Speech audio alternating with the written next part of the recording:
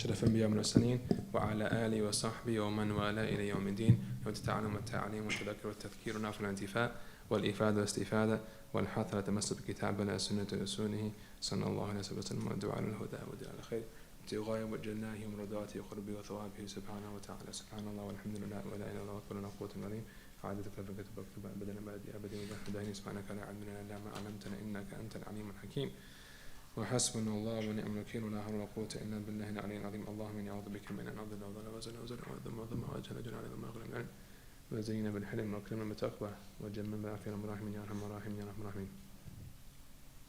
بسم الله الرحمن الرحيم. الحمد لله رب العالمين وصلى الله على سيدنا محمد وعلى آله وصحبه وسلم. Today we are reading from Imam al-Ghazali's Bidayat al-Hidayah, page 38, the etiquette of dry ablution. If you are unable to find any water after looking for it, or some obstacle prevents you from reaching it, like imprisonment or a wild animal, or the water you have is only enough for your or your companion's drinking needs, or the water available is the property of someone who wants to sell it for more than the market rate, or you have an illness or wound that, if it comes into contact with water, could be life-threatening, you must wait until the time the obligatory prayer arrives.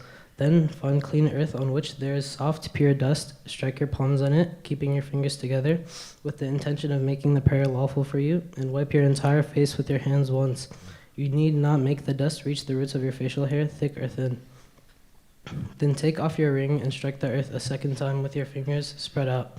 Now wipe your arms, including the elbows, with your hands. If you do not go over the whole area the first time, strike the earth one more time and wipe the arms until you have gone over the entire area. Next, wipe each of your palms with the other one, and wipe the spaces between your fingers. Now perform one obligatory prayer with this tayammum, along with any voluntary prayers you wish to perform after it. If you want to perform another obligatory prayer, you must make a new tayammum. MashaAllah. So he is talking about tayammum in this chapter, or what he calls dry ablution in English. Tayammum, as you all know, is an alternative for wudu or for ghusl that someone can use if certain conditions are met. Okay? So essentially what happens is you need water, right? You need water to perform ghusl or wudu. So if someone is unable to use water, okay, either because the water is physically not there, okay? If there's no water, can you use water? You can't use water.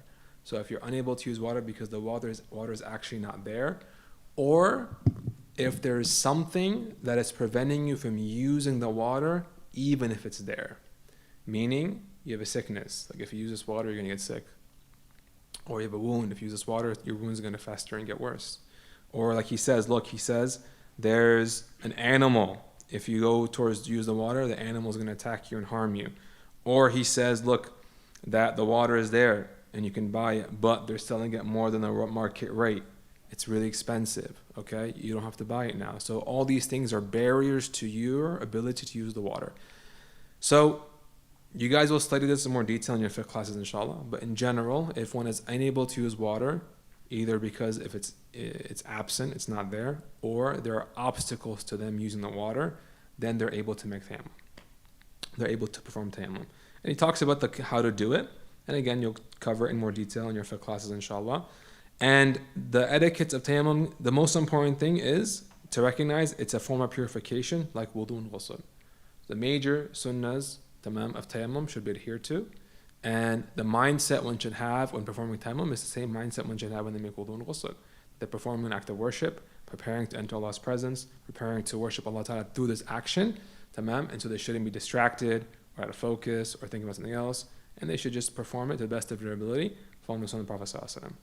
What's incredible here, if we think about this chapter, is two things. The first thing is, notice how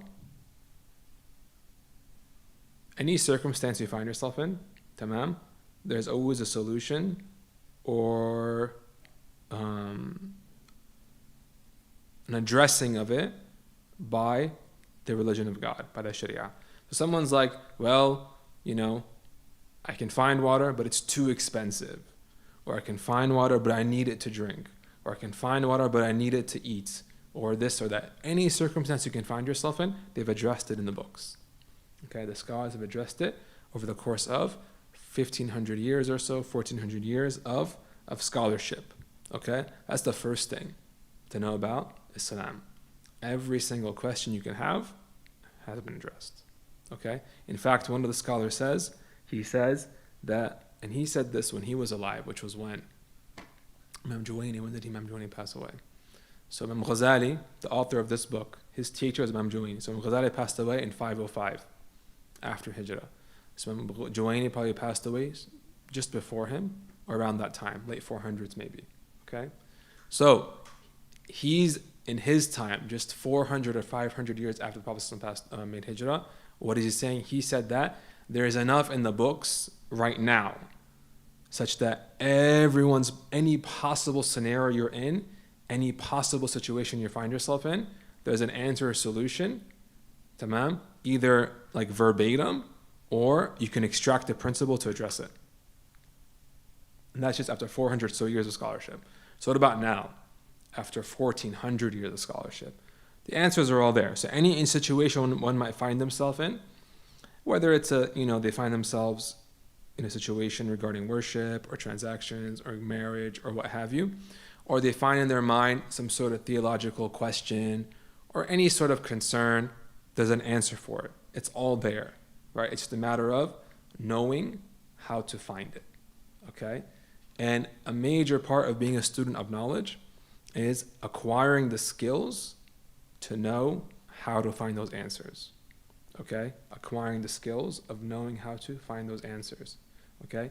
And that acquisition, the acquisition of those answers, tamam, it is basically going to be, is going to rely on what? It's going to rely on, number one, tamam, the skills you have, okay? The answers are in Arabic, all right? Usually. Maybe if you're in some parts of the world, it might be in Urdu or something like that, but it's usually in Arabic, okay? So you got to know Arabic to a proficient degree. You have to know, tamam, the language of the scholars, right? Just like how I speak English. I speak English. Do you speak English? You speak English. Okay, if we were to read a graduate level paper or a journal entry in like a prestigious academic journal about like biology, are we going to understand it? Do you think you'll understand it? It's in English. Why won't you understand it? Huh? Because what?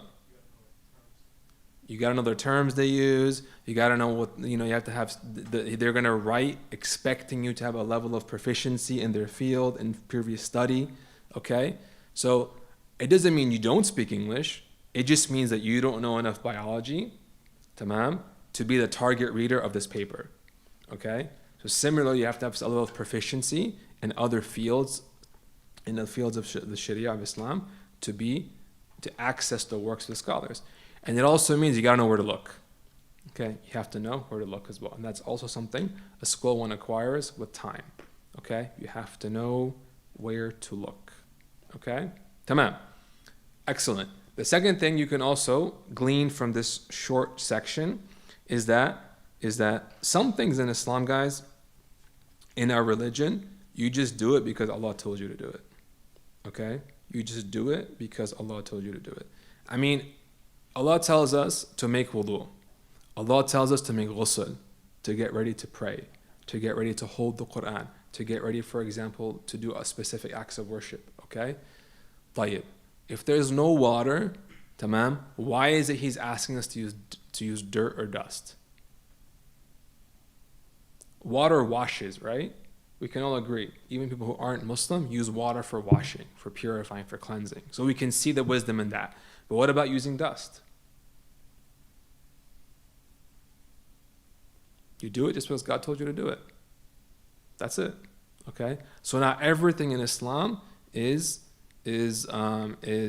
built upon rational understanding, meaning like you can sit down and you can think about it and reach a conclusion as to why something is a certain way. Some things are just because Allah told you to do it. And a good example is this, tayammum. Why do you have to do it in this way, with dust?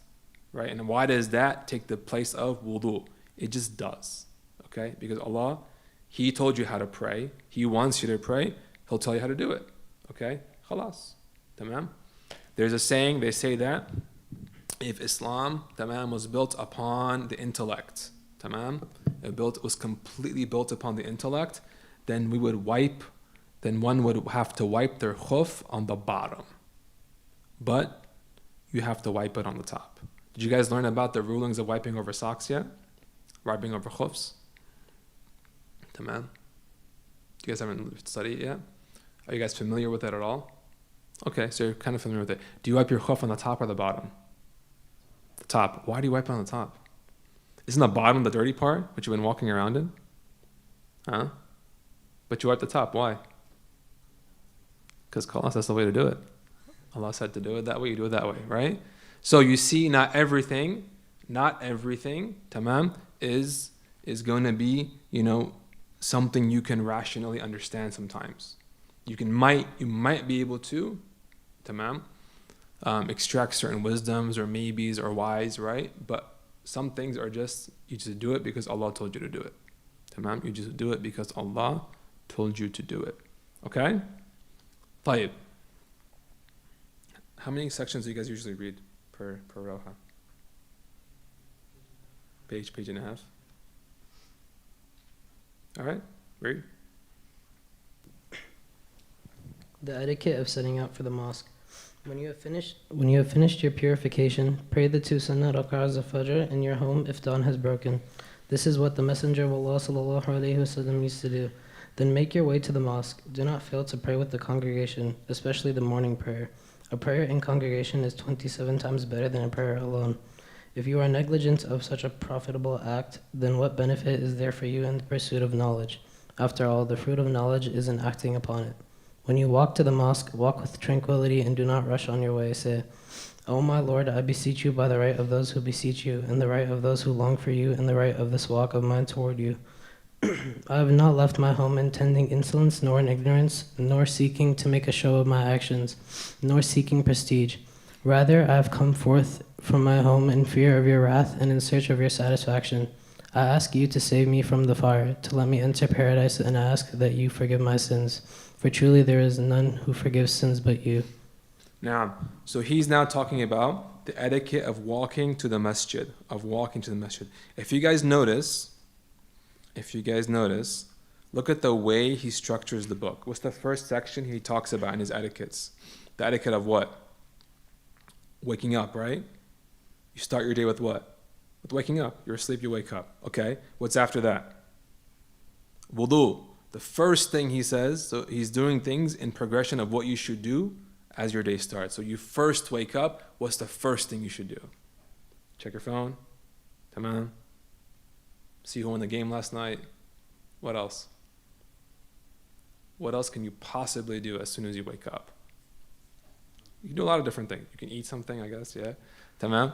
But the first thing you should do is make wudu, he's saying. Khalas, you woke up, and there's etiquettes of waking up. Adhkar you should say, things you should follow from specific sunnahs, and then go make wudu. Okay, so he mentions wudu, and then he mentions ghusl. Why? Why does he mention ghusl afterwards? Because sometimes maybe you woke up and you're in a state of janaba. You're in a state of major ritual impurity. You got to remove that, right?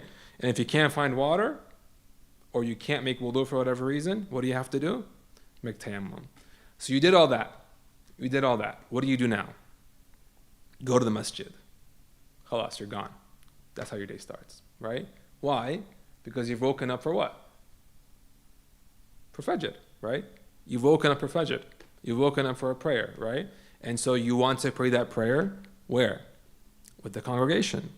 And more specifically, and it's better if it's in the masjid. Now he's speaking from the context, he's speaking on the assumption the reader is a male. Tamam. Now obviously, for the ladies, there are plenty of scholars who hold the position that if a woman prays, in her home, in a place she's designated for prayer, she gets the reward of praying in congregation in a masjid. Okay? So for her, tamam, it's her going to that space, for example. If she's not coming to a masjid, she can go to that space, and she gets that same reward, and she should abide by these same etiquettes. Okay? But for the gentlemen, tamam, for you guys in the dorms who live a bit further out, you guys have what do you call it? A system, right, of praying there, tamam. But if you can still follow these etiquettes in going to that prayer space you guys have in the dorms from your rooms, okay? And you can definitely follow it when you come to a masjid or to Maqasid to pray. So the first thing he says to do is, you made your wudu, you've purified yourself, go pray the 2 rak'ahs of Fajr. Tamam? The 2 rak'ahs before Fajr are really important sunnahs. Like really important sunnahs. In fact, some scholars say it's what? It's obligatory that you have to pray those 2 rak'ahs. They're minority, but they're there. Okay? Alright? So you pray those 2 rak'ahs. Okay? You pray those 2 rak'ahs before Fajr. Okay? Alright? And then you make your way to the mosque, the masjid, right? You can pray there as well if you want, or you can pray at home. Tamam. Is narrated in a hadith. The Prophet in a hadith, he said, بَشَّرَ الْمَشَائِينَ إِلَى الْمَسْجِدِ فِي الظُّلَمِ بِالنُّورِ التَّامِ يَوْمَ الْقِيَامَةِ. He said, give glad tidings to the people who go to the masjid in darkness. Tamam. So when you leave for the masjid, whether it's Isha or Fajr, when you're leaving, it's dark, right? It's dark. Tamam. It's scary, right? The roads aren't lit. There's deer hopping over the roads, right? What else is going on? You know? Huh? Foxes, yeah. Who knows? You know, you're parked in a stone house, you gotta walk through this little path, and you know, every sound you hear, every twig that snaps is freaking you out, okay? You might live somewhere where there's people who you maybe have to be afraid of, okay? Who knows? Point is, when darkness comes, danger sometimes, right? But he's saying, tell those people that leave at nighttime. Tamam? Tell them what? That in paradise they have what? They'll have like a strong light. They'll have a light, tamam, on the day of judgment. When everyone else is in darkness on the day of judgment, when everyone else is shivering in their boots, when they're worried and scared, tamam, they will have light. Allah will give them light on the day of judgment for all the effort they put in making sure to go to the masjid when it was dark. Tamam, when it was dark. Okay? So, going to the masjid has its great merit and great reward. He says, then make your way to the masjid. Do not fail to pray with the congregation, especially the morning prayer. So the morning prayer specifically has a lot of merit to be prayed in congregation. In another hadith, the Prophet says, he says the person who prays Isha in Jama'ah, in congregation, even if it's not in the masjid, as long as you've prayed it in congregation. And for the ladies who follow the opinion that if you pray at home by yourself in your prayer space, you get the reward of praying in congregation, right? People who do that, pray Isha in congregation, they get the reward of praying half the night, spending half the night in prayer. And if you pray Fajr in congregation, tamam, you get the reward of praying the entire night in prayer. Tamam? So that's why specifically Fajr is so emphasized in praying it in congregation. Okay? طيب. And he says as well, a praying congregation is 27 times better than a prayer alone.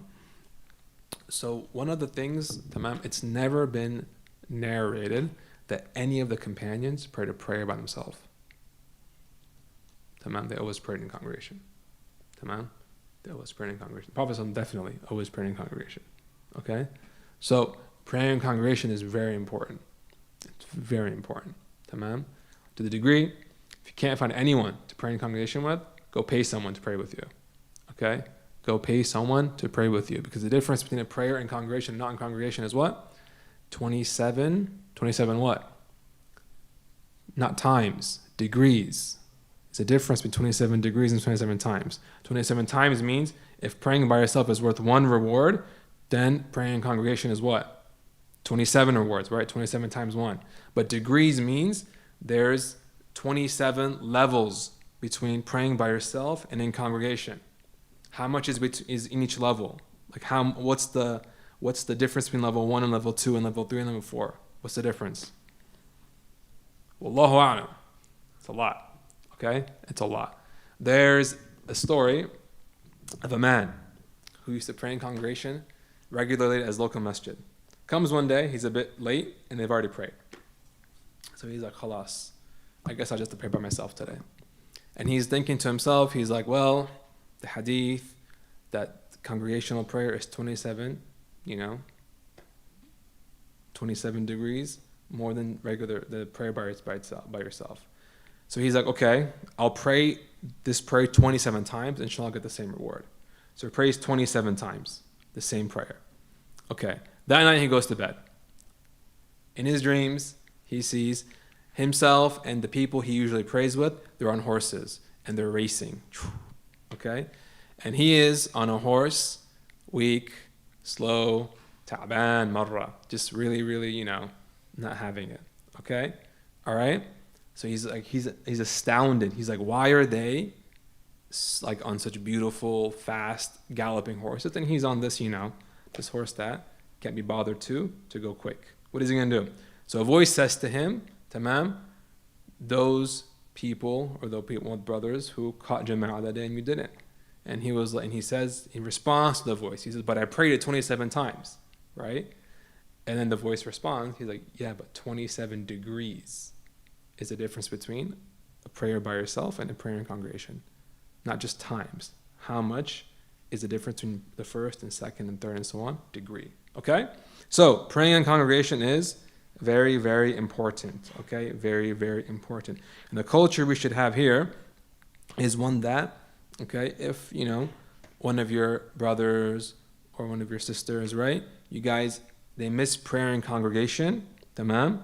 Even if you've already prayed, help them out and pray with them again so they get the reward of congregation.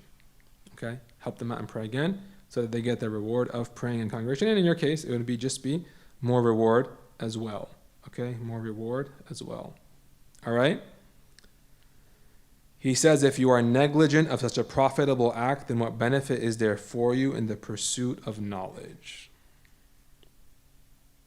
Yeah, subhanAllah. After all, the fruit of knowledge is in acting upon it.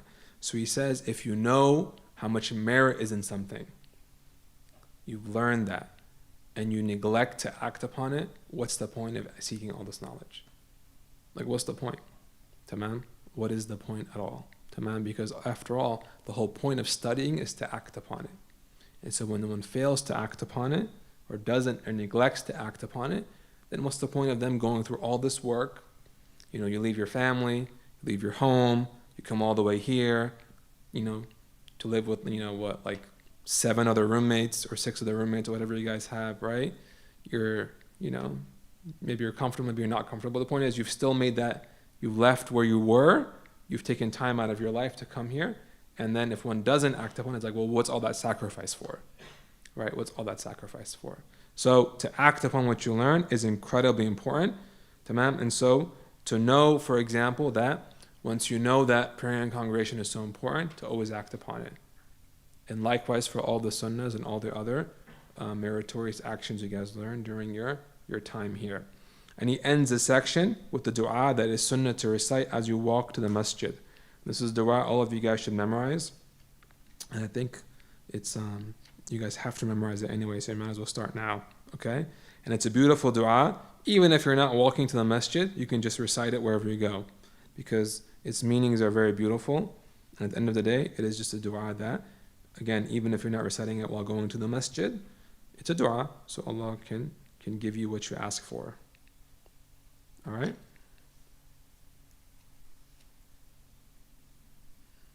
Tamam. Who's reading next?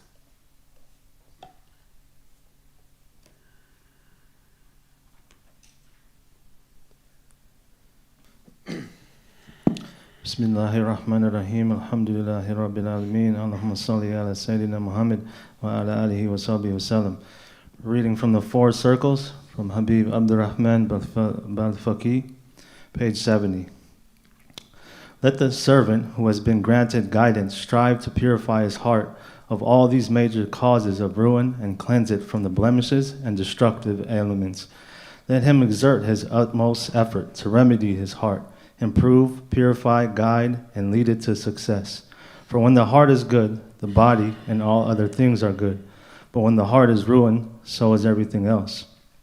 This is why the elements of the heart are more worthy of being attended to than those of the body in general, or any one organ in particular. One wonders greatly at him who, when his hand or foot suffer an illness, exerts himself in every possible way to have it treated. Yet when it is his heart that is unwell and his mind that is ill, has no thoughts of treating them and neglects them until his heart dies of death, after which it can never come to life again. The heart is then sealed, his religion is lost, and he remains a failure forever.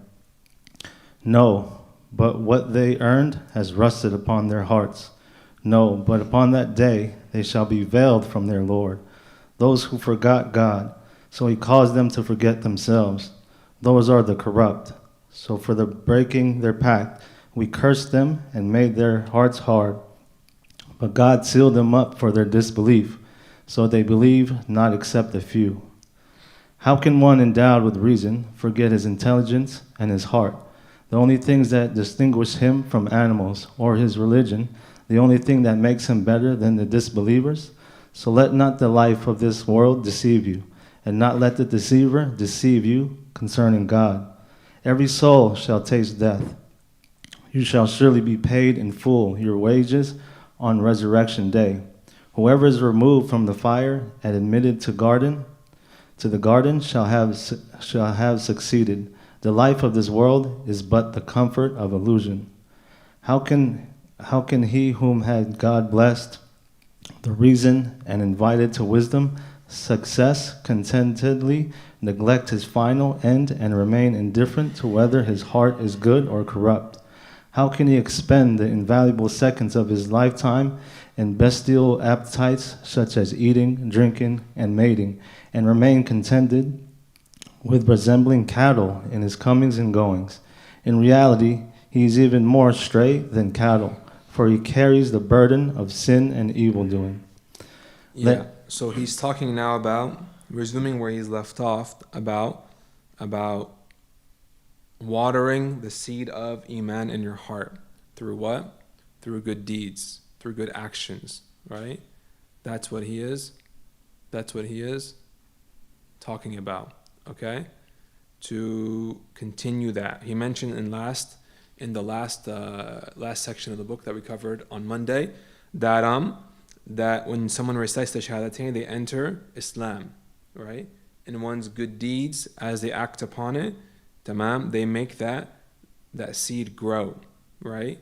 And that if one is unsure, after they've been working hard, they don't see the growth they expect, for example, they should inspect themselves. Perhaps there's something in the actions they're doing that is corrupting it or not making them the most beneficial for the seed of Iman in their heart, okay? So now he says that the servant of God, okay, who is the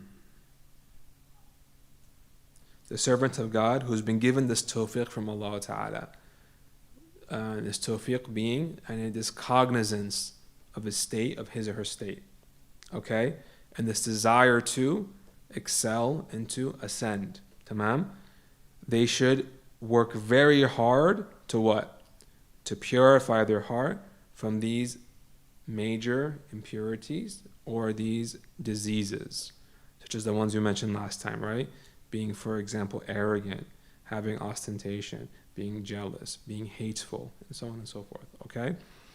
To purify his or her heart from these things, tamam. Because ultimately these illnesses will lead to one's destruction, right? These illnesses will lead to one's spiritual destruction. Just like how, for example, tamam, when one's body gets ill, it can lead to one's physical destruction, right? If someone, for example, may Allah extend all of our lives in His worship and give us all healthy lives, inshallah. If someone was, for example, afflicted with an illness or an ailment such as cancer or any other like terminal illness or an illness that really decays the body, what would happen? Khalas, like this is the illness that's bringing about your downfall, your physical downfall, right? Tamam. And what would you do if you had such an illness? You would work really hard to make yourself better. You would go very much out of your way to make sure you're healthy, right? And the proof of it is in the world around you, okay? Even people who don't have any money, go into great debt to treat whatever they have, to treat whatever ailments they have, right? You guys will see, in places where medical care is scarce, as soon as someone who's like a medical professional appears, suddenly everyone's at the doorstep, bringing their kids, bringing their family. Tamam? When sometimes people who are trained in prophetic medicine, come through this area. And when they come, they're overloaded. Like they're just, khalas, their schedules are packed full of appointments and this and that, and everyone wants to see them. My head, my eye, my back, my knee, my this, my that, right? You know, my skin, my this, khalas, and just asking, pouring all their woes on them, looking for a cure. And some of those things might not even be like, you know, debilitating. It could just be cosmetic. It could just be like, you know, something that just makes your life mildly inconvenient. But you want a cure. You want a way to, you know, make yourself better because you value your health. You value the health of your physical body. And so similarly, right, tamam? And so if we value the health of our body to that degree, how much should we value the health of our heart? Especially because, you know, our felicity and our, you know, our success in this world and the next rest upon our heart. We should value the health of our heart even more. We should value the health of our heart even more. And so he says that's why he says that the servant of God should be, who's cognizant of all this and aspires for this, should work very hard to purify his heart. And in fact, every Muslim should purify their heart. It's an obligation to a degree, because those sicknesses in our hearts, if they are obstacles for us in attaining Allah's pleasure, in doing what is obligatory upon us, and staying from that which is haram, then removing them becomes an obligation, does it not? Right? If the obstacle between yourself and doing something obligatory, tamam, if an obstacle exists, you have to remove that obstacle, right? So similarly, right, you have to remove these obstacles between yourself and, you know, Allah's pleasure, these obstacles, these sicknesses in one's heart. Tamam. And he says that if the heart is sound, the whole body is sound, and all of one's affairs are sound. Everything, you know, about your life that's important rests upon the soundness of your heart. Because if your heart is sound, tamam, then what happens? Your actions will be sound. Your life in this world will be sound, because so long as you're following the Sunnah of the Prophet ﷺ and following Allah's commandments, what happens? Allah's going to shower you with His mercy. He's going to shower you with His generosity. He's going to shower you with what?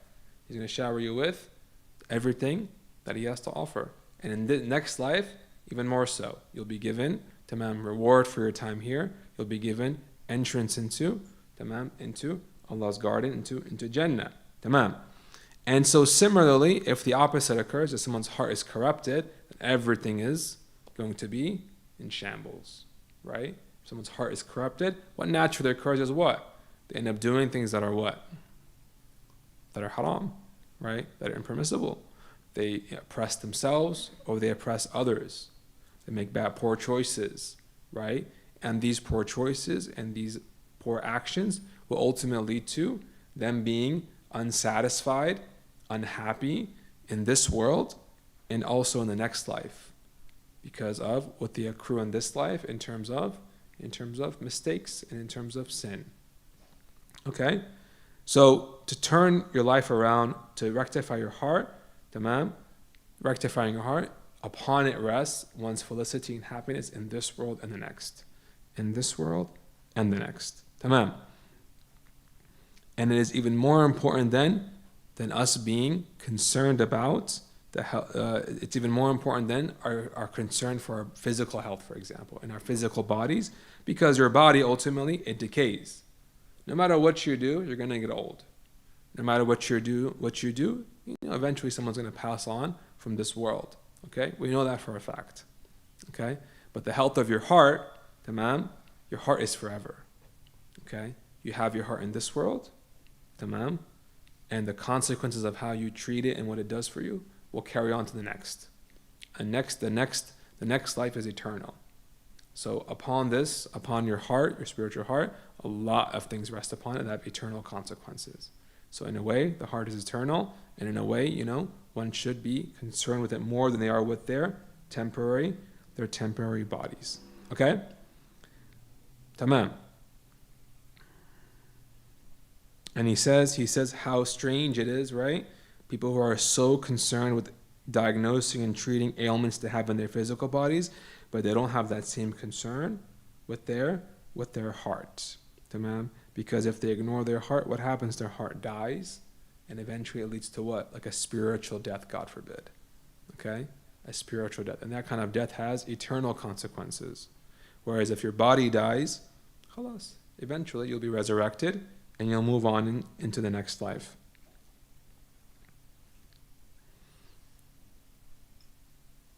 And he mentions as well, what does he say?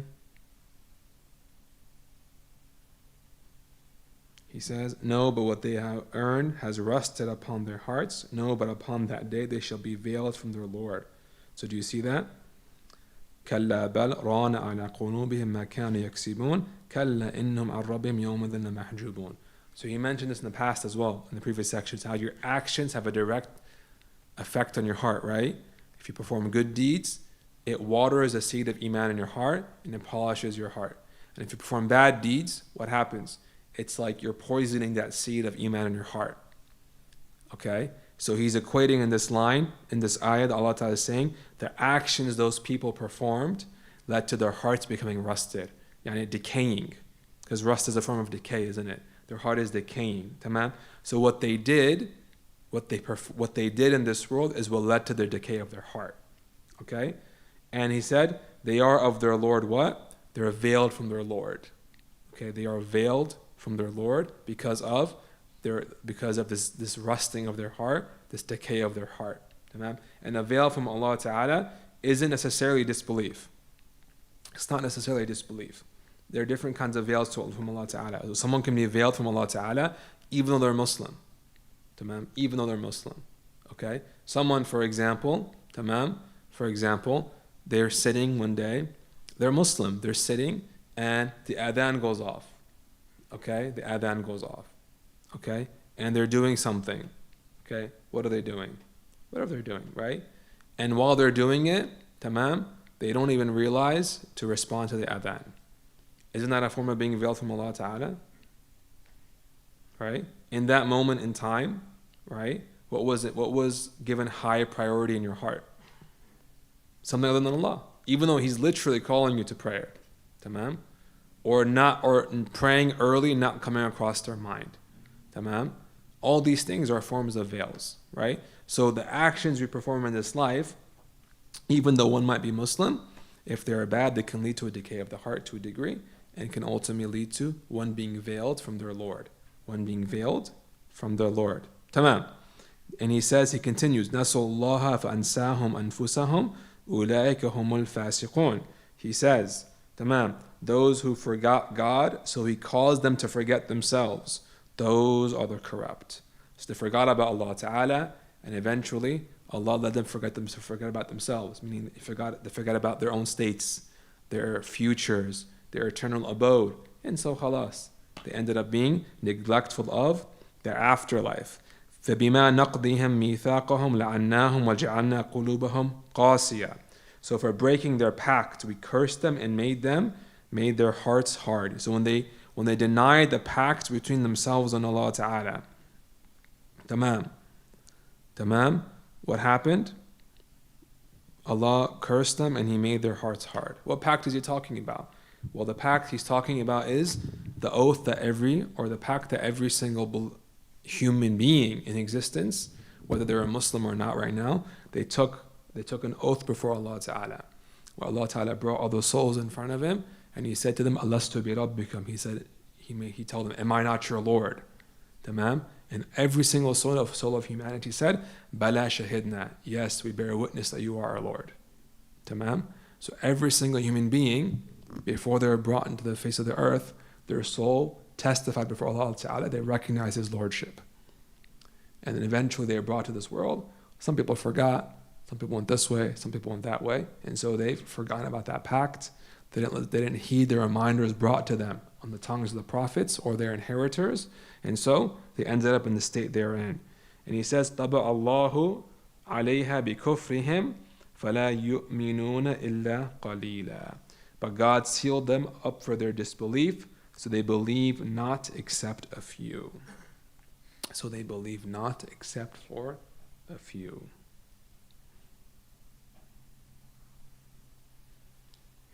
So the importance of being concerned about your heart cannot be understated. And the relationship between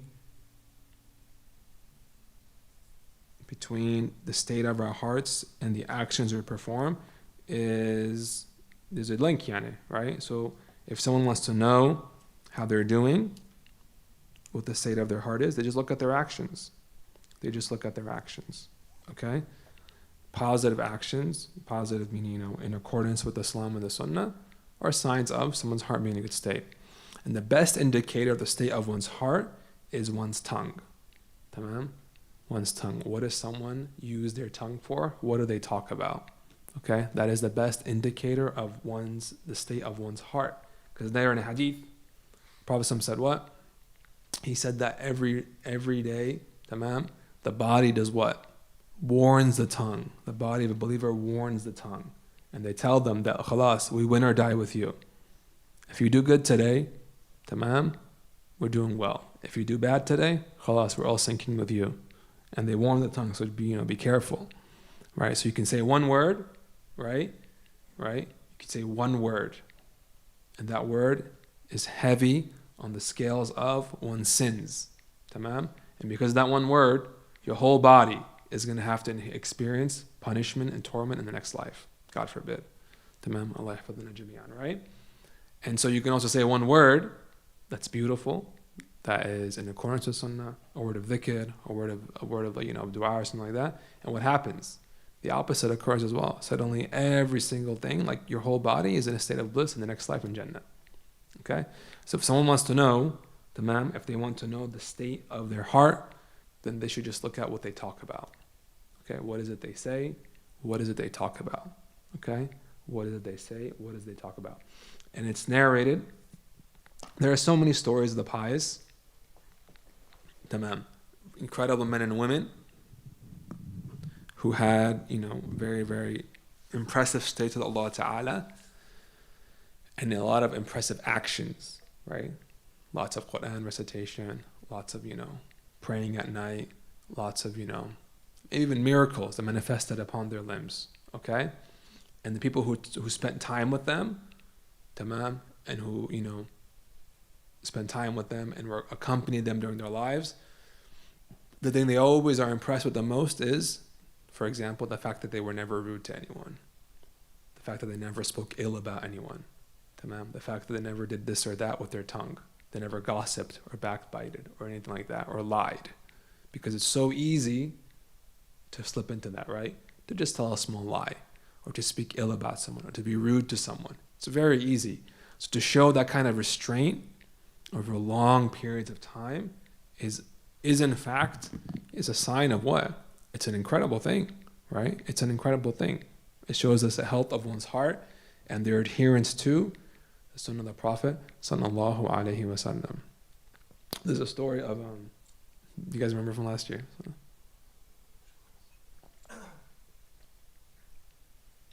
There's a famous scholar, okay? There's a famous scholar. His name is Al-Khatib al-Sharbini. Tamam. All right?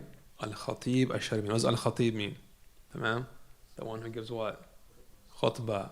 Why was he called that? He was called that because people in his lifetime used to witness him giving khutbahs at multiple masajid at the same time. So they'd be like, okay, where'd you pray Jumu'ah today? Oh, at this masjid. Oh, really? Who's the Khatib? Al-Khatib al-Sharbini. What? No, he was in khutbah at the masjid I was at today. No, he wasn't over there. And then so on and so forth.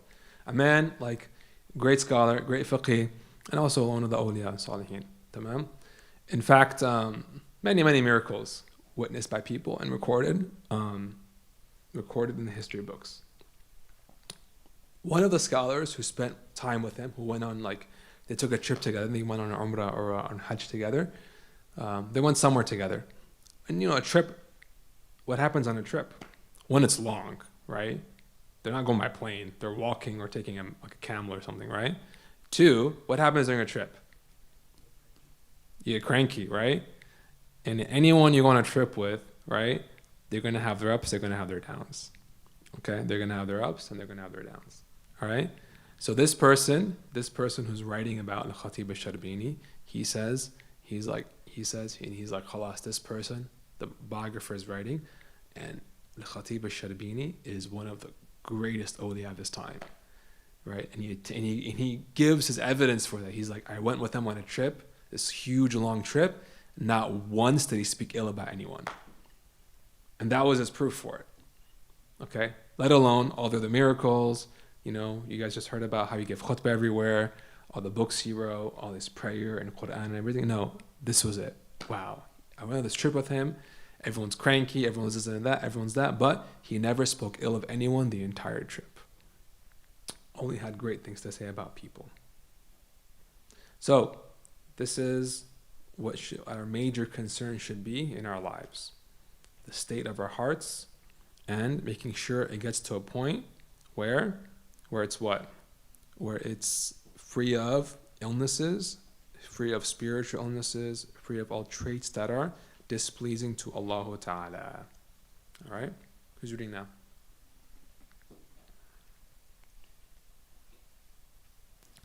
بسم الله الرحمن الرحيم الحمد لله رب العالمين وصلى الله على سيدنا محمد وعلى آله وصحبه وسلم. From the book توجيهات طلاب من سيد الحبيب عمر بن حفيظ حفظه الله تعالى. We are not concerned, nor have we ever been, about the outward forms of classes, religious sciences, actions, calling to Allah. Hold on.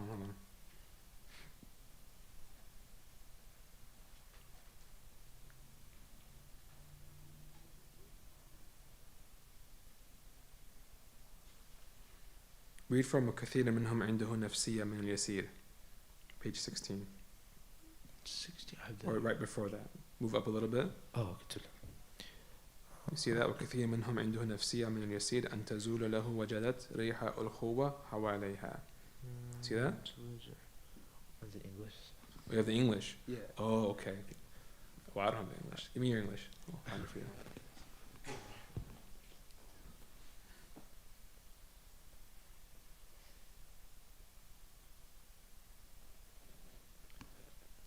I don't think the translation's like word for word. There are some parts that are left out. I know. It's like when Shaggy was in Arabic. Like there are parts where I have to like ask you word. Yeah.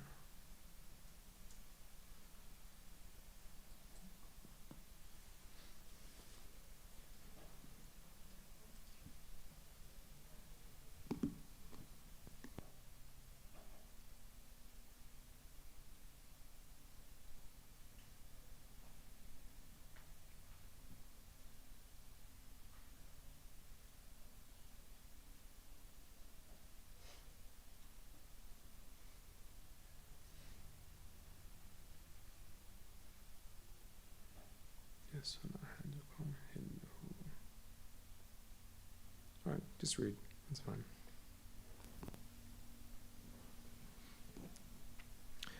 We are not concerned, nor have we ever been, about the outward forms of classes, religious sciences, actions, calling to Allah, spiritual wayfaring, suluk, and purification of the lower self that are devoid of realities. None of this concerns us for one reason, and that is because our aim is Allah. Verily, Allah does not gaze upon your outward forms. Yeah, so he's talking here now, he's continuing where he left off, where he last spoke about the third principle of da'wah. And we spoke last Rawha about the importance of calling to Allah Ta'ala and how you all can participate in calling to Allah Ta'ala in your respective like states as students, right? And so he says here now, tamam, what they are not concerned with are the outward forms of things. Okay? So what does that mean? What he means here, tamam, there's an outward of something and there is the reality of something. Okay? There is the outward of something and there is the reality of something. So what does that mean? That means, for example, okay, you have a class. Okay? You have a class. Okay? In that class, for example, there's a teacher, there's a board, there's a fancy iPad, you know, they're throwing stuff on the screen, there's students sitting at desks, you know, everything is really pristine and proper and nice and clean, okay? Is there any learning going on? If you saw that in front of you, would you say there's learning going on? Would you say there's learning going on? You? Yeah. Everything's clean and tidy. That's the fulcrum that determines whether it's learning or not, huh? Yeah? What do you guys think? Yeah? There's learning going on, right? Everything's there. There's the desk, there's the teacher, the students, right? Okay, you walk into the classroom. You were outside. You walk into the classroom, okay? And what do you find out? They're just talking about God knows what. What are they talking about? They're watching a movie, or they're just like chit-chatting. No one's listening to the teacher, okay? But you step out, when you were in the hallway looking in, it looked like they were learning, but you go in and reality what's going on. Nothing close to learning, right? So there's the outward form of things, right, that you can just establish, okay? Khalas, we've put together a classroom. There's a teacher, there are students. We've done it. It's done, okay? Okay? Prayer, okay? We got up, we made wudu, we put our clothes on, we came to here, we did Allahu Akbar, we stood up, we did ruku', we did sujood, sculpted like a human being out of clay or something like that in front of you, okay? All right, or drew a picture of one on a wall, like, you know what I mean? Like, is that a human being? No, right? Something's missing. What's missing? The reality of being human is missing in this thing, right? Yeah, it's a 3D representation of a human being. There's arms, there's legs, there's a head, right? You know what I'm saying? You guys follow? Right? But it's not actually human, right? Is it human? It's not actually human. So what is it? What is that thing that makes things what they actually are? Okay? In the case of humanity, it's the soul, right? There's no soul in this thing, right? So similar, there's a spirit behind everything, and that's what he means when he says the reality of things. Okay? The reality of things, right? So you can go somewhere, and you might not be impressed at all by what they have to offer, okay, in terms of classrooms, for example, okay? Just someone sitting in a corner, tamam, a group of people, a teacher, a few students, there's no whiteboard, there's no technology, there's no maybe they don't have any books, right? And you look at them like, oh, who knows what they're doing, right? You go there, you sit down, they're learning. They're not just learning, they're learning great things, for example, right? Or you see someone, tamam, and you look at them, and it's like, well, they're praying, it looks like, but they're not dressed super fancy, right? But you get close to them and the person's like weeping over what they're reciting. You can tell they're, impacted by what they're praying about. And so you have actions that can be done void of any soul, so to speak. The reality of those actions aren't there. Whether they're things related to learning, or things related to devotion, or things related to service even, okay, to service. And then you have actions that are established and performed in a way where everything comes into place. Okay? There is the outward form of the action, and there's the soul of it, so to speak, present as well. Tamam? And you really hit the nail on the head. The reality of the action has been established and done. Tamam? Just like how, for example, we said earlier, okay, someone comes and brings a mannequin or brings a sculpture of a human being. Is that a human being? No, right? But if it had a soul, if a soul was breathed into it, what about then? Is that human now? Think about the story of Sayyidina Adam alayhi salam. What did Allah do? Adam alayhi salam's body was constructed, right? Was he human at that point? Then when the soul was breathed into it, it became what? He became human, he was brought to life. Okay? So similarly, our actions need to be performed in a way, whether they are knowledge-based, learning-based, or devotion-based, or service-based, tamam, they need to be done according to their realities. It needs to have completion, outwardly, inwardly, body and soul. Okay, body and soul. And he says as well, Inna Allah la yanzur ila suwarikum. Hadith. Allah Ta'ala does not look at your outward forms. He looks at the reality of things. Someone could outwardly seem to be a great human being. You open their heart, if you were able to open their heart, and what do you see? Someone full of vices, someone who has secrets of terrible things they've done, right? Allah sees those things, but He doesn't necessarily, but everyone else who looks at that person doesn't see those things, but Allah can see it. So similarly, when we establish actions that are what?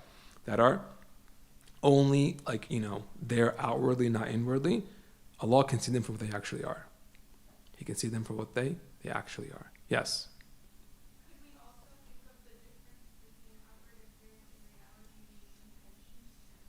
Can we also think about outward appearance and reality and intention? Yes, because without a sound intention, any action will be corrupted. So that's a part of making sure the action is what? Is sound completely. Okay? That's a key part of it. And if someone has a sound intention, tamam, and they work hard to fulfill it, then Allah will help them, they'll help them, have those complete actions and find a way to make it happen. All right? Any other questions?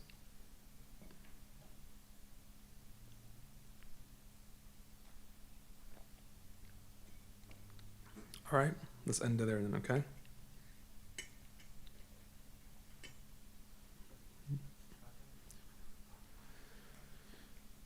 ولحضرة النبي.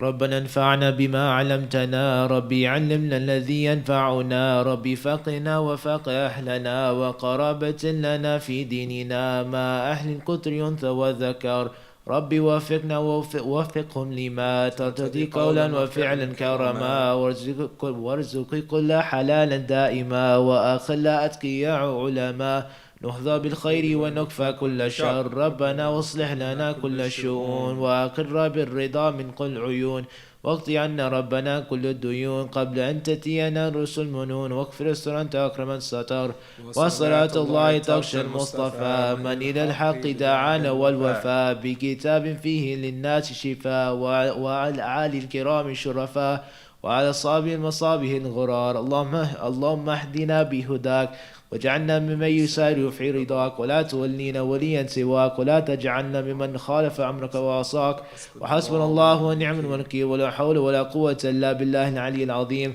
وصلى الله على سيدنا محمد وعلى آله وصحبه وسلم. يا ربنا اعترفنا بأننا اقترفنا وأننا أسرفنا على لظى أشرفنا فتب علينا توبة تغسل لكل حوبة واستر لنا العورات وآمن الروعات واغفر لوالدينا ومولودينا والأهل والإخوان وسائر الخلان وكل ذي محبة أو جيرة أو صحبة والمسلمين أجمع آمين يا ربي اسمع فضلا وجودا منا لا باكتساب منا بالمصطفى الرسول نهضى بكل سول بالمصطفى الرسول نهضى بكل سول بالمصطفى الرسول نهضى بكل سول صلى وسلم ربي عليه عد الحب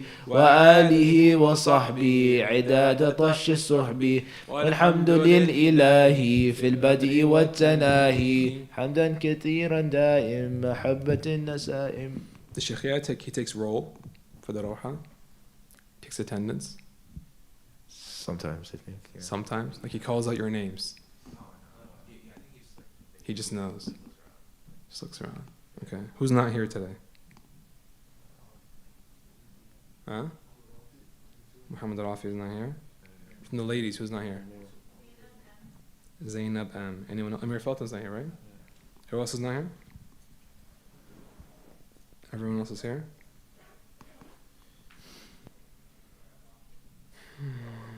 Muhammad Rafi. Okay. If someone slept with the Rawha, were they here? If someone zoned out, were they here? What do you guys think?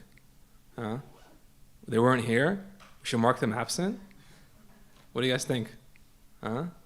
Did they establish their action? Or was it just the outward form of it? Just an outward form. Try hard, guys. Look, every single class you guys sleep through, you will regret it. I promise you that. Every single moment in each class you get distracted in, you will regret it. I promise you that. Okay? So try your best. Okay? Don't sleep in class. Okay? And don't get distracted. Don't look out the windows, right? Okay, there's nothing interesting out there. All right? Focus here. All right? Don't look onto the corners or the floor or whatever it is you guys look at, okay? Focus, okay? The person who's giving the class is not asking for much. Just your undivided attention for a set period of time. It's not that hard, okay? If you genuinely find it difficult, you're like, you know what? Focusing is just so hard. I just get so distracted. You got to just figure it out and fight yourself, okay? Because I know for a fact, right? If it was something that meant a lot to someone, right? If one of us, for example, was offered their dream job, or was put in front of someone they wanted to meet for, like, you know, like, this is someone I've always wanted to meet, and here I am with them, you would not lose your focus, not even for a nanosecond. Right or wrong? Exactly, right? So when you guys are in these classes with your teachers, okay, put yourself in that scenario. These are people, tamam, the people who are speaking to you all through these books, okay?